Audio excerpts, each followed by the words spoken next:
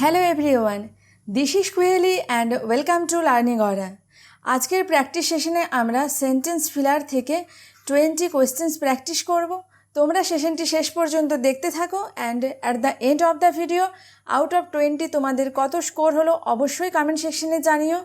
এখানে আজকে আমরা যে 20 সেন্টেন্স ফিলার প্র্যাকটিস করব সেই প্রত্যেকটা সেন্টেন্স ফিলার তোমাদের যে কোনো স্টেট গভর্নমেন্টের exam like WBP, KP, jail police বা যে কোনো সেন্ট্রাল গভর্নমেন্টের exam like MTS, CHSL, CPO, steno যে কোনো এক্সামের জন্যই কিন্তু ভীষণ হেল্পফুল। সুতরাং তোমরা সেশনটি শেষ পর্যন্ত দেখতে থাকো এবং আমি অ্যাডভাইস করব অ্যান্সারগুলো তোমরা ভিডিও পজ করে ফার্স্টে নিজেরা ট্রাই করবে অ্যান্ড দেন আমার এক্সপ্লেনেশনটা শুনবে, তাহলে তোমরা নিজেদের জাজ করতে পারবে। অ্যান্ড অবশ্যই তোমরা সেশনটি শেষ পর্যন্ত অ্যাটেন্ড করো। এই সমস্ত প্র্যাকটিস সেশনগুলো তোমাদের এক্সামের জন্য ভীষণ হেল্পফুল। তো চলো শুরু করা যাক আজকের session. While I dash in the library, someone threw a ball through the window. দেখো, আমরা যখন টেন্সের ডিটেল ক্লাস করেছিলাম সেখানে আমরা একটা কনসেপ্ট পড়েছিলাম কি, যে যদি আমাদের পাস্টের দুটো অ্যাকশন থাকে এবং একটা লং অ্যাকশন এবং একটা শর্ট অ্যাকশন, তো শর্ট অ্যাকশনের জন্য আমরা কোন টেন্স ইউজ করব? শর্ট অ্যাকশনের জন্য আমরা পাস্ট ইনডিফিনাইট টেন্স ইউজ করব এবং যেটা লং অ্যাকশন অর্থাৎ যেটা দীর্ঘক্ষণ ধরে চলছে তার জন্য আমরা ইউজ করব কি, পাস্ট কন্টিনিউয়াস টেন্স। তো এখানে দেখো, someone threw a ball through the window, this is short action. তো থ্রো THROW, থ্রো হলো V1, তার V2 থ্রিউ, অর্থাৎ এখানে আমরা সিম্পল পাস্ট টেন্স ইউজ করেছি। আর আমাদের প্রথম যে পার্টটা ছিল while I dash in the library, তো এখানে আমরা কোন টেন্স ইউজ করব? ভেরি সিম্পল, এখানে আমরা ইউজ করব পাস্ট কন্টিনিউয়াস টেন্স। তো চলো চারটে অপশনের মধ্যে কোনটা পাস্ট কন্টিনিউয়াসে আছে সেটা আমরা দেখে নেব। while I was seated, no, continuous মানে কি, ওয়াজ ওয়ের, তারপর থাকবে ভার্ব প্লাস আইএনজি V4, তো এখানে আছে অপশন বিতে was sitting. while I was sitting in the library, someone threw a ball through the window, so option B will be the right answer, কারণ আমি লাইব্রেরিতে বসেছিলাম, that was the long action, আর যেটা লং অ্যাকশন তার জন্য অবশ্যই আমরা পাস্ট কন্টিনিউয়াস টেন্স ইউজ করব। তোমাদের এই টেন্সের কনসেপ্টগুলো নিয়ে কারোর যদি কোনো কনফিউশন থাকে তাহলে অবশ্যই তোমরা আমার চ্যানেলে যে টেন্সের ডিটেল ভিডিও করানো আছে সেগুলো একবার দেখে নিতে পারো। সেগুলো দেখে নিলেই টেন্স রিলেটেড সেন্টেন্স ফিলার বলো, এরর কারেকশন বলো বা সেন্টেন্স ইমপ্রুভমেন্ট বলো, কোথাও কিন্তু তোমাদের কোনো প্রবলেম হবে না। I will put the link in the I button. Next কি আছে? C dash the back gate. দেখো, বোর্ডেড আছে, স্টেপড আছে, মুভড আছে, অ্যালাইটেড আছে। তো এখানে অ্যাপ্রোপ্রিয়েট ওয়ার্ড কোনটা হবে? অ্যালাইটেড। অ্যালাইটেড মানে কি? অ্যালাইটেড মানে ল্যান্ড করা। তো সে ব্যাক গেট দিয়ে ল্যান্ড করলো, তো এখানে আমাদের বলতে হবে কি, she alighted the back gate, so option D will be the right answer. Next কি আছে? I need a dash note. দেখো, 500 rupees note, 500 rupee note, 500 rupees note, 500 rupee note. তো এই চারটে অপশানের মধ্যে এখানে কারেক্ট অপশন কোনটা হবে? এখানে হবে I need a 500 rupee note, option B will be the right answer. দেখো, এবারে অনেকের মনে হতে পারে 500 টাকার নোট, তাহলে 500 রুপিস হলো না কেন? দেখো, 500 রুপিস নোট হবে না, কারণ কি? কারণ এখানে 500 টাকার একটা নোটের কথা বোঝানো হচ্ছে, অর্থাৎ কি এটা সিঙ্গুলার, তো তাই আমরা এখানে 500 রুপি নোট বলবো, কারণ একটাই 500 টাকার নোট। তো একটা 500 টাকার নোট, অর্থাৎ এখানে আমরা কোনো এস কিছু অ্যাড করব না, কারণ এটা সিঙ্গুলার, তাই এখানে আমরা কি বলবো? 500 রুপি নোট। কত টাকার নোট? না, 500 রুপি নোট। আর এখানে বলা আছে কি এ, অর্থাৎ একটি 500 টাকার নোটের কথা বলা হচ্ছে, তাই 500 rupee note, option B will be the right answer. 4. It is 9 o'clock in Darjeeling in the morning and dash. There is snow, it is snowing, it snowed, it snows. দেখো, এখানে সেন্টেন্সটা আছে কিসে? প্রেজেন্ট টেন্সে। It is 9 o'clock in Darjeeling in the morning, তখন দার্জিলিংয়ে সকাল 9টা। তো কি হচ্ছে? সেই মুহূর্তে যখন সকাল 9টা বাজছে তখন কি হচ্ছে? তখন বরফ পড়ছে, অর্থাৎ ইট ইজ স্নোয়িং। তো সকাল 9টাতে দার্জিলিংয়ে বরফ পড়ছে, এটা একটা কন্টিনিউয়াস স্টেটমেন্ট বা কন্টিনিউয়াস একটা স্টেটমেন্ট বা ঘটনাকে বোঝানো হচ্ছে, তাই এখানে আমরা প্রেজেন্ট কন্টিনিউয়াস টেন্স ইউজ করব। So it is snowing, option B will be the right answer. 5. I dash the patient will die. দেখো প্রথমের অপশানে কী আছে? হোপ। হোপ মানে আশা করা।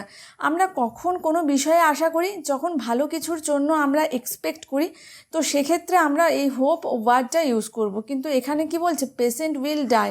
এটা কি ভালো কিছু? না, এটা একটা আশঙ্কার কারণ যে পেশেন্ট হয়তো মারা যাবে। তাহলে এখানে আমরা কি বলবো? এখানে আমরা বলবো I am afraid the patient will die. কারণ এটা কি আই অ্যাম অ্যাফ্রেড বলতে এখানে আমরা বোঝাচ্ছি কি আমার আশঙ্কা যে পেশেন্টটা মারা যাবে, অর্থাৎ এখানে একটা আশঙ্কা বা ভীতির কথা বোঝানো হচ্ছে, তাই এখানে আমরা বলবো I am afraid the patient will die.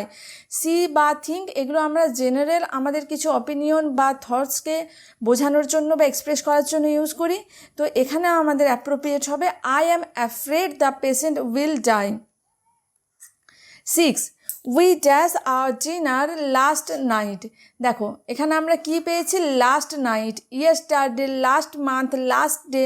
তো এই ওয়ার্ডসগুলো পেলে আমরা সেন্টেন্সটা কোন টেন্সে করি? সেন্টেন্স অলওয়েজ আমরা করি পাস্ট ইনডিফিনাইট বা সিম্পল পাস্ট টেন্সে। তাহলে এখানে আমাদের দেখতে হবে পাস্ট ইনডিফিনাইটে ভার্ব কোনটা আছে? Have taken. হ্যাভ টেকেন হবে না, কারণ এটা কিসে আছে? প্রেজেন্ট পারফেক্টে। টেক আছে প্রেজেন্ট টেন্সে, হ্যাড টেকেন আছে পাস্ট পারফেক্টে, only took that is V2, অর্থাৎ সিম্পল পাস্টে আছে আমাদের এই অপশন সি। তো অপশন সিতে আছে উই টুক, তো we took our dinner last night, option C will be the right answer. 7. I was sure I dash meet him. দেখো আমাদের ফার্স্ট পার্টে কি আছে? আই ওয়াজ শিওর, অর্থাৎ এখানে ভার্বটা কিসে আছে? V2, অর্থাৎ সেন্টেন্সটা আমাদের আছে পাস্ট টেন্সে। তাহলে নেক্সট পার্টে যে ভার্বটা ইউজ করব সেটা ডেফিনেটলি আমরা প্রেজেন্ট বা ফিউচারের ভার্ব ইউজ করব না। তো এখানে আমরা কি বলবো? I was sure I would will should shall. এখানে আমরা বলবো I would meet him. Should উচিতার্থে আমরা 90% কেসে ইউজ করি, কোথাও কোথাও আবার শুডের অন্য মানেও হয়, যেরকম শুডের কখনো কখনো মানে হয় ইফ। সেটা নিয়ে আমরা পরে মডেল যখন ডিসকাস করব সেই ভিডিওতে ডিটেল ডিসকাস করব। তো এখানে আমাদের কারেক্ট অ্যান্সার হবে would. I was sure I would meet him. Will আর শ্যাল হবে না, কারণ এগুলো বললে কি, এগুলো বললে ফিউচারকে ইন্ডিকেট করা হচ্ছে, কিন্তু আমাদের সেন্টেন্স কিসে আছে? পাস্টে আছে। তাহলে এখানে উইল শ্যাল আমরা একদমই ইউজ করতে পারবো না, এখানে আমরা বলবো I would meet him. 8. Babies dash when they are hungry. দেখো এটা একটা সিম্পল স্টেটমেন্ট বা জেনারেল ফ্যাক্টের কথা বোঝানো হচ্ছে। যখন বাচ্চাদের খিদে পায় তারা কাঁদে, অর্থাৎ জেনারেল ফ্যাক্ট বা জেনারেল স্টেটমেন্ট বোঝানোর জন্য আমরা কোন টেন্স ইউজ করব? জেনারেল স্টেটমেন্ট বোঝানোর জন্য আমরা ইউজ করি কি? Simple present tense. তো এখানে আমাদের 4টে অপশানের মধ্যে দেখতে হবে কোনটা আমাদের সিম্পল প্রেজেন্টে আছে। দেখো ক্রাইজ আছে, ক্রাইজ আমাদের সিম্পল প্রেজেন্টে আছে, কিন্তু ক্রাইজটা আমরা নেব না। কেন? কারণ যদি থাকতো বেবি তাহলে আমরা ক্রাইজ নিতাম, যদি আমাদের সাবজেক্ট সিঙ্গুলার থাকতো সেক্ষেত্রে আমরা ভার্ব সিঙ্গুলার ইউজ করতাম। কিন্তু এখানে কি আছে? বেবিস, অর্থাৎ আমাদের সাবজেক্ট কিসে আছে? সাবজেক্ট আছে প্লোরাল, অর্থাৎ সাবজেক্ট যেহেতু প্লোরালে আছে তাহলে ভার্বও দিতে হবে প্লোরাল। তো এখানে ক্রাইডটা V2তে, অর্থাৎ ক্রাইড হলো না, অ্যাম ক্রাইং কন্টিনিউয়াস টেন্স আছে, এখানে আছে ক্রাই, বেবিস ক্রাই। ক্রাই দেখো প্লুরাল ভার্ব আর প্লুরাল সাবজেক্ট ইউজ হয়েছে বেবিস। তো এখানে option D will be the right answer. Babies cry when they are hungry. 9. Dash are still tortured in remote villages. এখানে কি হবে? Daughter in laws, daughters in laws, daughters in law and daughter in law. এই 4টের মধ্যে এখানে কোনটা correct answer হবে? দেখো এখানে হবে daughters in law, daughters in law, option C will be the right answer. দেখো এখানে কি দেয়া আছে? আর, অর্থাৎ আমাদের যে সাবজেক্টটা ছিল সেটাও নিশ্চয়ই আমাদের প্লুরালে আছে। আর আমরা দেখো daughter in law, DAUGHTER, daughter in law, এটা মানে কি? ডটার ইন ল মানে হলো বৌমা। তো বৌমাদের বা বাড়ির বউদের এখনও রিমোট ভিলেজে টর্চার সহ্য করতে হয় বা টর্চার করা হয়। তো তো এখানে যখন ডটার ইন ল বলছি তো এটার আমাদের লাগবে কি প্লুরাল ফর্মটা। তো ডটার ইন ল এগুলোকে বলা হয় কি এরকম হাইফেনেটেড দিয়ে যে নাউনগুলো থাকে সেটাকে বলা হয় কি কম্পাউন্ড নাউন। তো কম্পাউন্ড নাউনের যখন আমরা প্লুরাল করব সিঙ্গুলার থেকে তখন আমাদের অনেকের এটা নিয়ে কনফিউশন থাকে যে এসটা আমরা ডটারের পরে দেবো নাকি লয়ের পরে দেবো নাকি দু জায়গাতেই আমরা এসটাকে অ্যাড করব। এখানে আমি বলে রাখি অলওয়েজ যখন এরকম কম্পাউন্ড নাউনকে আমরা প্লুরালে পরিণত করব তখন always main part of the word আমাদের দেখতে হবে কোনটা মেন পার্ট ওয়ার্ডের, এবং সেই মেন পার্টের পর আমরা এস বা ইএস দিয়ে তাকে প্লুরালে চেঞ্জ করব। তো ডটার ইন ল এখানে main part of the word কোনটা ডটারটা, তাহলে দেখো ডটারের গায়ে আমরা এসটা অ্যাড করব তাকে প্লুরাল করার জন্য। তাহলে এখানে অ্যান্সার হবে daughters in law are still tortured in remote villages. Option C will be the right answer. I hope you got my point. 10. He will reach home dash at evening. দেখো সে সন্ধেবেলায় বাড়ি ফিরবে। He will reach home dash at evening, দেরি করে বাড়ি ফিরবে। তাহলে late at evening, late মানে কি দেরি করে, সন্ধেবেলায় দেরি করে বাড়ি ফিরবে। So option B will be the right answer. চলো বাকি অ্যান্সারগুলো একবার দেখে নিই। লেটলি মানে কি রিসেন্টলি, বা লেটেস্ট মানে কি সাম্প্রতিক রিসেন্টলি, লেটেস্ট নিউজ আমরা ফ্রিকোয়েন্টলি ওয়ার্ডে ইউজ করি দেখবে। আর ল্যাটার মানে কি, ল্যাটার মানে হচ্ছে যে পরে বা পরবর্তীতে। সো এখানে ল্যাটারটাও হবে না, লেটেস্ট হবে না, লেটলি হবে না। Option B will be the right answer, late at evening. He solve the dash problem, কোন প্রবলেমটা সে সলভ করেছে, কঠিন প্রবলেমটা সে সলভ করেছে। হার্ডলি, হার্ডলি হলো একটা নেগেটিভ ওয়ার্ড যেটার মানে প্রায় নয় বললেই চলে, দ্যাট ইজ হার্ডলি। এখানে কি আছে হার্ড, হার্ড মানে কি, হার্ড মানে হলো কঠিন, আর হার্ডিয়ার হার্ডিস্ট কোনটাই হবে না, এখানে হবে কি কঠিন প্রবলেম সে সলভ করেছে। তো he solved the hard problem. So option B will be the right answer. 12. My watch is 5 minutes slow, late, past, lately. Lately মানে একটু আগে আমরা পড়লাম রিসেন্টলি, অর্থাৎ সাম্প্রতিকের কিছু ঘটনা বোঝানোর জন্য আমরা লেটলি ওয়ার্ডটা ইউজ করি। পাস্ট মানে কি যেটা পেরিয়ে গেছে, লেট মানে কি দেরি, স্লো মানে কি ধীরে। আমার ঘড়িটা 5 মিনিট ধীরে চলছে অর্থাৎ slow. My watch is 5 minutes slow. Option A will be the appropriate word in this gap. 13. He advanced dash he could, সে অগ্রসর হয়েছে যতটা সে পেরেছে। তাহলে যতটা সে পেরেছে বলতে এখানে আমরা কোন ওয়ার্ডটা দেবো, আনটিল মানে কি, আনটিল মানে যতক্ষণ না, ওয়াইল মানে কি যখন, অ্যাজ মানে মতো, তাহলে এখানে যতটা সে পেরেছে, as far as he could মানে সে যতটা অগ্রসর হতে পেরেছিল ততটা অগ্রসর হয়েছিল।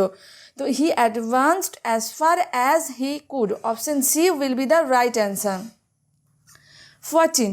I am sure I dash meet him before, আমি নিশ্চিত আমি তাকে আগে কোথাও দেখেছি। তো এখানে আমরা কোন টেন্স ইউজ করব, এখানে আমরা ইউজ করব প্রেজেন্ট পারফেক্ট টেন্স। আমি তাকে আগে কোথাও দেখেছি, তো প্রেজেন্ট পারফেক্ট টেন্স অর্থাৎ হ্যাভ মেড আছে, হ্যাড মেড, এটা আছে কিসে, এটা আছে পাস্ট পারফেক্টে, তার মানে এটা হচ্ছে না। মেড আছে কি সিম্পল V2 বা পাস্টে, তাহলে এটাও হচ্ছে না। উইল মিট এটা কিসে আছে, এটা আছে সিম্পল ফিউচার টেন্সে, তার মানে এটা হচ্ছে না। So option A will be the right answer. I am sure I have made him before, আমরা আগেই বলেছি এখানে আমাদের প্রেজেন্ট পারফেক্ট টেন্স ইউজ হবে। তো প্রেজেন্ট পারফেক্ট টেন্সের স্ট্রাকচারটা কি, সাবজেক্ট দেখে আমরা হ্যাজ অর হ্যাভ ইউজ করব এবং তারপর আমরা দেব V3। এখানে মিট যেহেতু মেন ভার্ব, মিটের V3কে মিটের V2 এবং V3 দুটোই হলো মেট। তো আই আছে তাই আমরা এখানে হ্যাভ নেব, I have made him before. Option A will be the right answer. 15.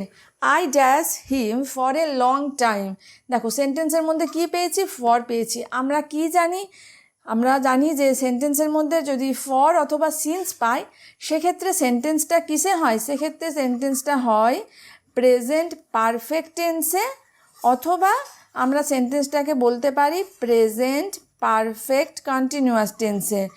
তো আমরা এখানে কোন টেন্সটা ইউজ করব, প্রেজেন্ট পারফেক্ট না present perfect continuous.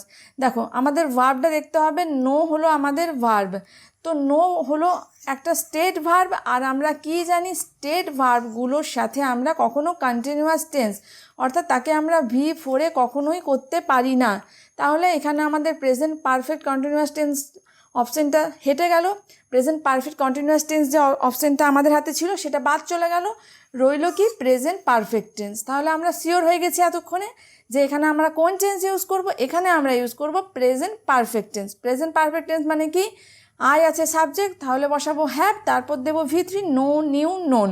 So option A will be the right answer. Know KNOW, know হলো V1, KNEW নিউ হলো V2 এবং KNOWN known হলো V3। দেখো এখানে KNOWN নোন ইউজ হয়েছে।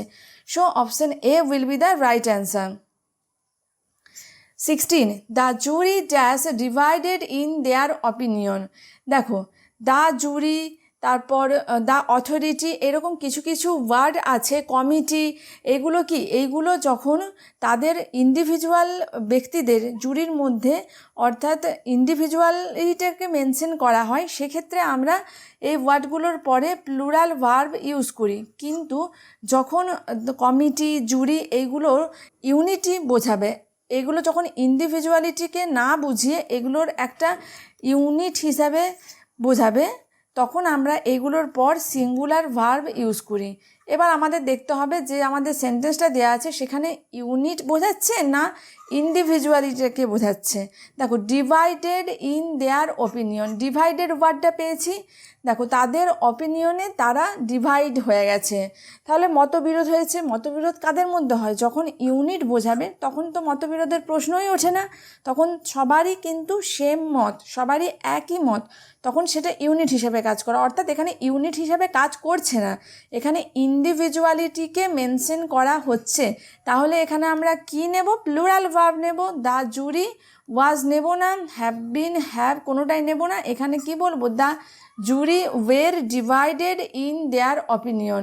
So option A will be the right answer. 17. No sooner does the sun risen than the fog disappeared.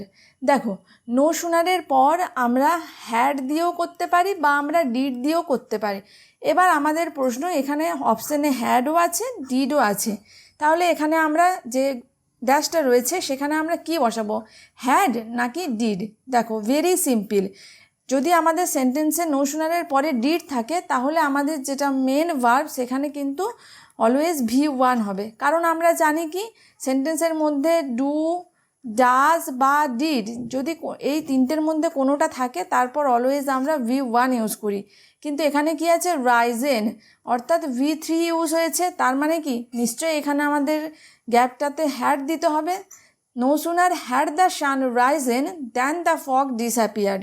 So option A will be the right answer. No sooner had the sun risen, কারণ had যদি আমাদের এখানে ড্যাশে থাকে, হ্যাডের পর আমরা always V3 use করি, এখানে V3 use হয়েছে, অর্থাৎ no sooner had the sun risen than the fog disappeared.